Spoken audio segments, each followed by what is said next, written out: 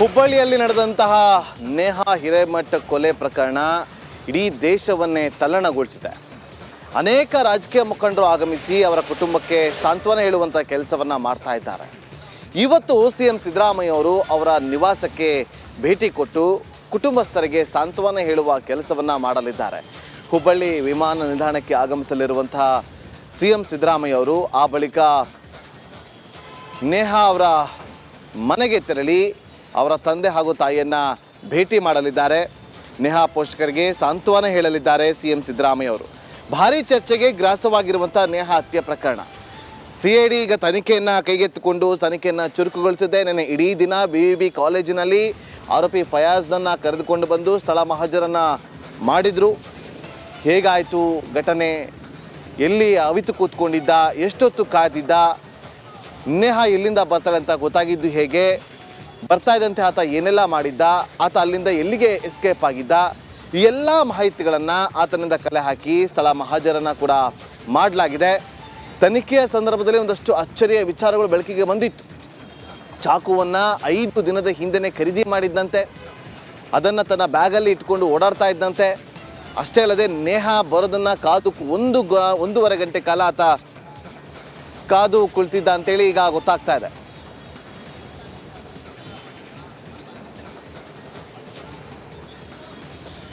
ನಿನ್ನೆ ಕುಟುಂಬಸ್ಥರನ್ನು ಭೇಟಿ ಮಾಡಿದಂತಹ ನಟ ಭುವನ್ ಹಾಗೂ ಹರ್ಷಿಕಾ ಪಣಚ್ ಅವರು ಕುಟುಂಬಸ್ಥರ ಜೊತೆ ಕೆಲ ಕಾಲ ಮಾತುಕತೆಯನ್ನು ನಡೆಸಿ ಹೋಗಿದ್ರು. ಈಗ ನಮ್ಮೊಂದಿಗೆ ಅವರು ಜಾಯ್ನ್ ಆಗಿದ್ದಾರೆ.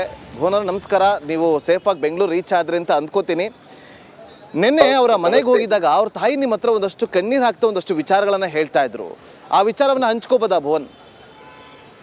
ಸರ್, ಆಕ್ಚುಲಿ ಅವ್ರ ಅಮ್ಮ ಹರ್ಷಿಕಾ ಅವ್ರ ಜೊತೆ ಮಾತಾಡಿದ್ದು.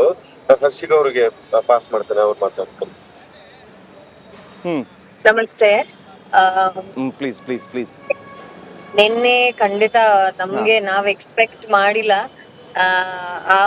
ಆ ಮನೆಯಲ್ಲಿ ನಮ್ಗೇನು ನಾವೇನ್ ಮಾತಾಡ್ಬೋದು ಅಂತ ನಮಗೆ ಧೈರ್ಯ ಇರ್ಲಿಲ್ಲ. ನಾವ್ ಹೋಗಿ ಏನ್ ಮಾತಾಡೋಣ? ಆ ತಂದೆ ತಾಯಿ ಒಂದು ಮಗಳನ್ನ 23 ವರ್ಷದ ಮಗಳನ್ನ ಕಳ್ಕೊಬಿಟ್ಟಿದ್ದಾಳೆ. ಆ ತಂದೆ ತಾಯಿ ಹೇಗ್ ಸಾಂತ್ವನ ಹೇಳೋದು ಅಂತ ಅವ್ರ ತಾಯಿ ಪಾಪ ಅದಾದ್ರೆ ತುಂಬಾ ಅವರ ಕಷ್ಟನ ಹೇಳ್ಕೊಂಡ್ರು.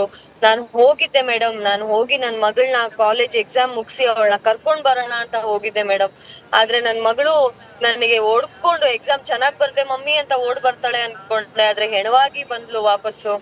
ಅದು ನೆನೆಸ್ಕೊಂಡ್ರೆ ಬೇಜಾರಾಗತ್ತೆ ಅಂತ. ಖಂಡಿತ ಯಾವ ತಂದೆ ತಾಯಿನೂ ಕೂಡ ಈ ತರದ್ ಒಂದು ಸಿಚುವೇಶನ್ ಯಾವ ತಂದೆ ತಾಯಿಗೂ ಬೇಡ. ತುಂಬಾ ನೋವಾಯ್ತು ನನ್ಗೆ ಆ ಮಾತುಗಳನ್ನ ಕೇಳಿ.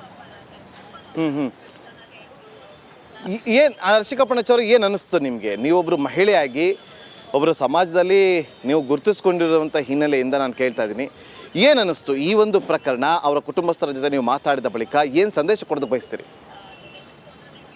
ನಾನ್ ಹೇಳೋದಿಷ್ಟೇ, ದಯವಿಟ್ಟು ಒಂದು ಆ ಹುಡುಗನ್ಗೆ ಶಿಕ್ಷೆ ಆಗ್ಲೇಬೇಕು. ಯಾಕಂದ್ರೆ sir, it is not right.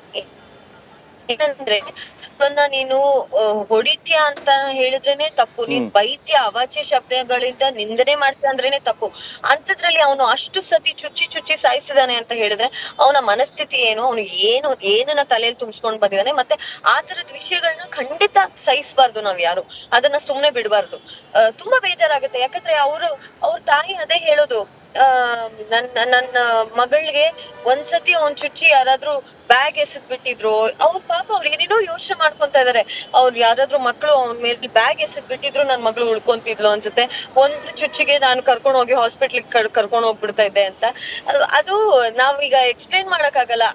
ಏನೇನೆಲ್ಲ ಅವ್ರು ಯೋಚನೆ ಮಾಡ್ತಾನೆ, ಹೆಂಗ್ ಉಳಿಸ್ಕೋಬಹುದಿತ್ತು ನನ್ ಮಗಳನ್ನ ಅಂತ ಎಲ್ಲ ಯೋಚನೆ ಮಾಡ್ತಾ ಇದಾರೆ. ಸರಿ ಇಲ್ಲ, ನಿಜವಾಗ್ಲು ಏನ್ ಆಗಿದೆಯಲ್ಲ ಅದು ಖಂಡಿತ ಸರಿ ಇಲ್ಲ. ಬಟ್ ಎಲ್ಲ ಕೊಟ್ಟಿದ್ದಾರೆ, ವಿಚಾರಣೆಗಳಾಗ್ತಾ ಇದೆ ಅಂತ ನಮಗ್ ಗೊತ್ತಾಗ್ತಾ ಇದೆ. ಸೊ ಖಂಡಿತ ಆ ಹುಡುಗಿಗೆ ನ್ಯಾಯ ಸಿಗ್ಬೇಕು, ಆ ತಂದೆ ತಾಯಿಗೆ ನ್ಯಾಯ ಸಿಗ್ಬೇಕು. ಓಕೆ, ಭುವನ್ ಅವ್ರಿಗೆ ಪಾಸ್ ಮಾಡ್ಬೋದಾ? ಭುವನ್ ಅವರು ನೆನ್ನೆ ನಾವು ಮಾತಾಡ್ಬೇಕಾದ್ರೆ ಒಂದು ವಿಚಾರವನ್ನು ಹೇಳಿದ್ರು. ಸೊ ಇವತ್ತು ನಮಗೆ ಖಂಡಿತ ಕಾನೂನಿನ ಮೇಲೆ ಗೌರವ ಇದೆ ಅಂತೇಳಿ. ಭುವನ್ ಅವರೇ, ನೀವು ನಿನ್ನೆ ಒಂದು ಮಾತನ್ನು ಹೇಳ್ತಾ ಇದ್ರಿ, ಇಂಥ ಒಂದು ಹುಳಗಳು, ಕೆಟ್ಟ ಹುಳಗಳು ಇನ್ನೂ ಕೂಡ ಇದೆ, ಅದಕ್ಕೆ ಸಂಬಂಧಪಟ್ಟಂತೆ ನೀವು ತಕ್ಷಣ ಪೊಲೀಸರಿಗೆ ಮಾಹಿತಿಯನ್ನು ಕೊಡಿ, ಕಸ್ಟಮರ್ ಕೇರ್ಗೆ ಅಥವಾ ಪೊಲೀಸ್ ಕಂಟ್ರೋಲ್ ರೂಮ್ಗೆ ಕರೆ ಮಾಡಿ, ಒಂದಷ್ಟು ಅನುಮಾನಗಳಿದ್ರೆ ಅಂತೇಳಿ ಒಂದು ಸಂದೇಶವನ್ನು ಕೊಡ್ತಾ ಇದ್ರಿ.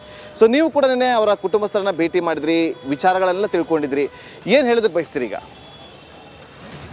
ಸರ್, ಮೊದಲನೇದಾಗಿ ಈ ತರ ಒಂದು ದುರ್ಘಟನೆ ನಮ್ಮ ಕರ್ನಾಟಕದಲ್ಲಿ ನಡೆದಿರುವಂತದ್ದೇ ತುಂಬಾ ಒಂದು ಖಂಡನೀಯ ವಿಚಾರ. ಹಾಗೆ ಇದು ಹಲವಾರು ವರ್ಷಗಳಿಂದ ಈ ತರ ಕೃತ್ಯಗಳು ನಡೀತಾನೆ ಬಂದಿದೆ, ಅದನ್ನ ನಾವು ನೋಡ್ತಾನೆ ಇದೀವಿ.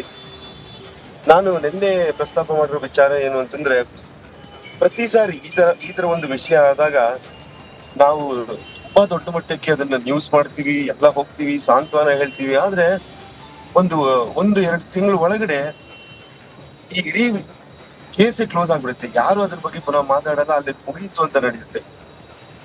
ವಿಷಯ ಏನು ಅಂತಂದ್ರೆ, ಈ ತರ ಕೃತ್ಯಗಳನ್ನ ಮಾಡಬೇಕು ಅಂತ ಯೋಚನೆ ಮಾಡ್ಕೊಂಡು, ಈ ತರ ಒಂದು ಕೆಟ್ಟ ಮನಸ್ಥಿತಿಯನ್ನ ಇಟ್ಕೊಂಡು ನಮ್ಮ ಈ ಪಕ್ಕದಲ್ಲೇ ಸುತ್ತಾಡ್ತಾ ಇರುವಂತವ್ರು ಹಲವಾರು ಜನರು ಇರಬಹುದು. ಇನ್ನು ಮುಂದೆ ಕೂಡ ನಾನು ಈ ತರ ವಿಷಯಗಳನ್ನ ಮಾಡ್ಬೇಕು ಅಂತ ತಲೆಯಲ್ಲಿ ಇಟ್ಕೊಂಡು ನಮ್ಮ ಸುತ್ತಮುತ್ತಲೇ ಸುತ್ತಾಡ್ತಾ ಇರುವಂತ ಜನ ತುಂಬಾ ಇರಬಹುದು. ಇಂಥವ್ರಿಗೆ ಈ ತರ ಕೃತ್ಯಗಳು ಮಾಡಿದ್ರೆ ತಕ್ಕ ಶಿಕ್ಷೆ ಆಗತ್ತೆ ಅಥವಾ ಏನೋ ಒಂದು ಕಾನ್ಸಿಕ್ವೆನ್ಸ್ ಇದೆ ಅಂತ ಗೊತ್ತಾಗೋವರೆಗೂ ಕೂಡ ಈ ಕೆಟ್ಟ ಮನಸ್ಥಿತಿಯ ಜನರು ಈ ತರ ಕೃತ್ಯಗಳನ್ನ ಮಾಡ್ತಾರೆ ಇರ್ತಾರೆ ಅನ್ನುವಂಥದ್ದು. ಅದಕ್ಕೆ ನಾನು ನೆನ್ನೆ ಉತ್ತರ ಪ್ರದೇಶದಲ್ಲಿ ಇರುವಂತಹ ಒಂದು ಕಾನೂನು ವ್ಯವಸ್ಥೆ ಬಗ್ಗೆ ಪ್ರಸ್ತಾಪ ಮಾಡಿದ್ದು. ಏನು ಅಂತಂದ್ರೆ, ಅಲ್ಲಿ ಇನ್ಸ್ಟೆಂಟ್ ಆಗಿ ಎಲ್ಲ ನಡೆಯುವಂತದ್ದು. ನೀನೇನೋ ತೊಂದರೆ ಮಾಡಿದ್ಯಾ, ನಿನಗೆ ಗೊತ್ತಾಗೋ ತರ, ಇಡೀ ಸಮಾಜಕ್ಕೆ ಗೊತ್ತಾಗೋ ತರ ನಿನಗೂ ಕೂಡ ಏನೋ ಒಂದು ತೊಂದರೆ ಆಗುತ್ತೆ ಅಂತ ಮಾಡಿ ತೋರಿಸ್ತಾ ಇದ್ದಾರೆ. ಆ ರೀತಿಯ ಒಂದು ಕಾನೂನು ನಮ್ಮಲ್ಲಿ ಬರೋವರೆಗೂ ಈ ತರ ಕೃತ್ಯಗಳು ನಡೀತಾ ಇರುತ್ತೆ. ನಾವು ನಿಮ್ ಜೊತೆ ಲೇವಲ್ ಮಾತಾಡ್ತಾನೆ ಇರ್ತೀವಿ, ನಾವು ಸಾಂತ್ವನ ಹೇಳ್ತಾನೆ ಇರ್ತೀವಿ. ನೋಡಿ, ಇಂಥ ಒಂದು ಕಾನೂನು ನೀವು ನಮಗೆ ಬರಬೇಕು ಅಂತ ಆಗ್ರಹಿಸ್ತಾ ಇದ್ದೀರಿ. ನೀವು ಈಗಷ್ಟೇ ಹುಬ್ಳಿಯಿಂದ ಬೆಂಗಳೂರಿಗೆ ರೀಚ್ ಆಗಿದ್ದೀರಿ, ಜಾಸ್ತಿ ನಿಮಗೂ ಕೂಡ ತೊಂದರೆ ಕೊಡೋದಿಲ್ಲ. Thank you so much Republic Kannada ಜೊತೆಗೆ ಈ ಒಂದು ಸಮಯವನ್ನು ಕೊಟ್ಟು ಮಾತನಾಡೋದಕ್ಕಾಗಿ. Once again thank you so much.